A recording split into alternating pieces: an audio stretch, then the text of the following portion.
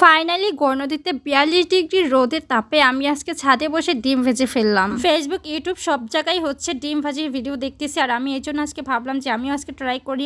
এত গরমের মধ্যে রোদে সবাই ডিম ভাজতেছে, আর আমিও ঠিক আজকে ছাদে চলে আসলাম আমাদের বাসায়। আর দেখতেই পাচ্ছেন অনেক অনেক রোদ, এখানে প্রচুর রোদ, ছাদে পা ফেলা যাচ্ছে না, পুড়ে পুড়ে যাচ্ছিল। এই জন্য ভাবলাম আমিও আজকে ট্রাই করি ছাদে বসে ডিম ভাজার। প্রচুর প্রচুর গরম। আর এই যে আমি ছাদে এখন একটা ফ্রাই প্যান নিয়ে আসছি, তারপরে তেল নিয়ে আসছি, ডিম ভাজার জন্য যা যা দরকার আমি সবকিছু নিয়ে আসছি। আর এত পরিমাণে রোদ ছাদে, যার কারণে আমি মাস্ক পরে আসছি এখানে। এত রোদের মধ্যে ফেসটা প্রোটেক্ট করার জন্য মাস্কটা পরাই দরকার।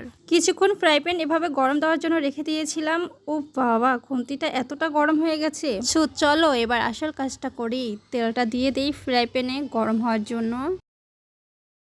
সো এখন আমি এই যে তেল ঢেলে দিচ্ছিলাম। এই রোদে অনেকে দেখি মাছ ফ্রাই করতেছে, মুরগি ফ্রাই করতেছে, মানে আরো কত কিছু। মনে হচ্ছে যে রোদে রান্না করাটাই মানে ফুল কমপ্লিট করে ফেলতেছে এই রোদে। তেল দেওয়া তো শেষ হলো, এখন কিছুক্ষণ এভাবে ফ্রাই প্যানটাই রোদে রেখে দেবো যাতে গরমটা তাড়াতাড়ি হয়ে যায়। আশপাশটা দেখো অনেক অনেক রোদ। তেলটা গরম দিয়েছি, এখন আমি একটু ভিতরে চলে যাব, কারণ এখানে প্রচুর রোদ, রোদে থাকা যাচ্ছে না। আর এই যে এখান থেকে দেখেন, আর ওই যে পাশে হচ্ছে তেল পড়ে গেছিল ডিম ভাজার জন্য, কতগুলো তেল পড়ে গেছে। আর দেখেন এই যে অনেক অনেক তেল পড়ে গেছিল। আর আজকে যদি আমি সেই ডিমটাই না ভাজতে পারি তাহলে কি হবে, আমি তো আসলে বুঝতে পারতেছি না যে আসলে আদৌ কি ডিমটা ভাজা হবে কিনা। অনেকেরটা তো দেখছি হয়েছে, বাট আমারটা হবে কিনা সেটা তো জানি না। এই রোদে চেক করে নিচ্ছিলাম তেলটা গরম হয়েছে কিনা, মোটামুটি গরম হয়ে গেছে। তো এখন ডিমটা দিয়ে দেবো। বিসমিল্লাহ।